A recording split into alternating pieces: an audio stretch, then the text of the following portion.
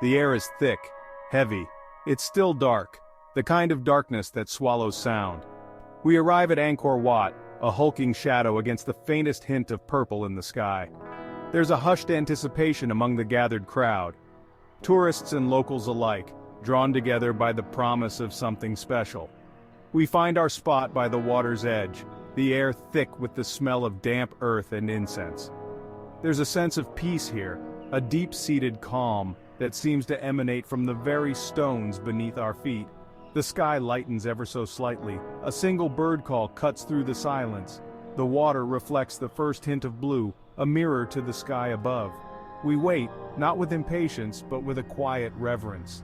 This is a place of history, of power. You can feel it in your bones. Every stone seems to whisper stories of kings and gods, of empires long gone. We are merely visitors, guests in this sacred space, humbled by the weight of centuries.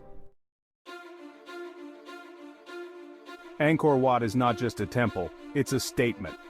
Built by the Khmer civilization in the 12th century, it's a testament to their power, their artistry, their faith.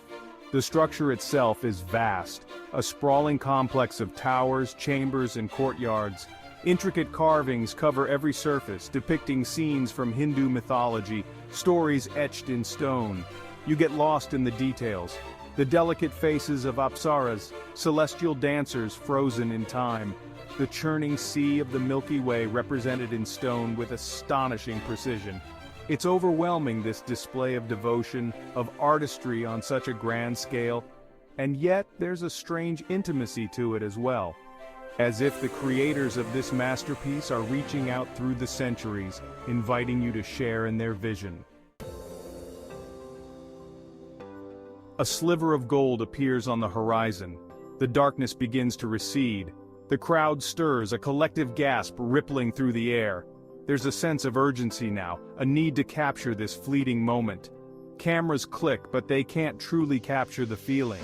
The way the light seems to dance on the surface of the water, the way it slowly creeps across the ancient stones, illuminating the carvings with an almost ethereal glow. It's like watching the temple awaken from a long sleep. The air itself seems to crackle with energy, charged with the promise of a new day.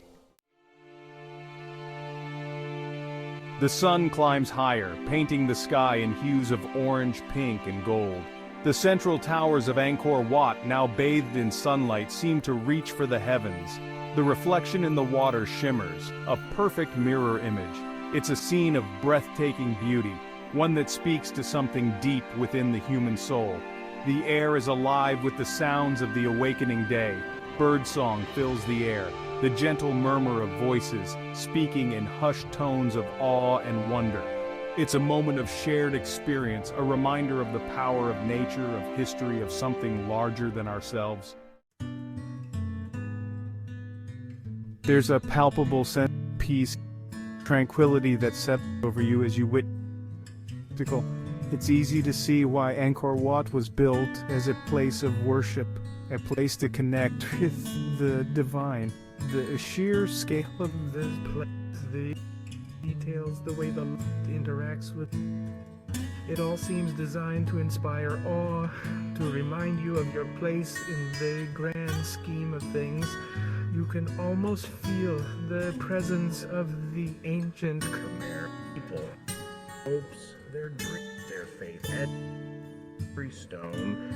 It's a humbling experience, one that stays with you long after the sun has risen and the crowds have dispersed. The sunrise at Angkor Wat is more than just a beautiful sight. It's an experience. It's a journey through time, a glimpse into the heart of a lost civilization. It's a reminder of the power of nature, the beauty of art, and the enduring spirit of humanity. As you stand there, watching the sun climb higher in the sky, you can't help but feel a sense of connection to the people who built this place centuries ago, to the countless others who have stood in this very spot, overcome by the same sense of wonder. It's a moment suspended in time, a memory that will stay with you long after you've left this sacred place.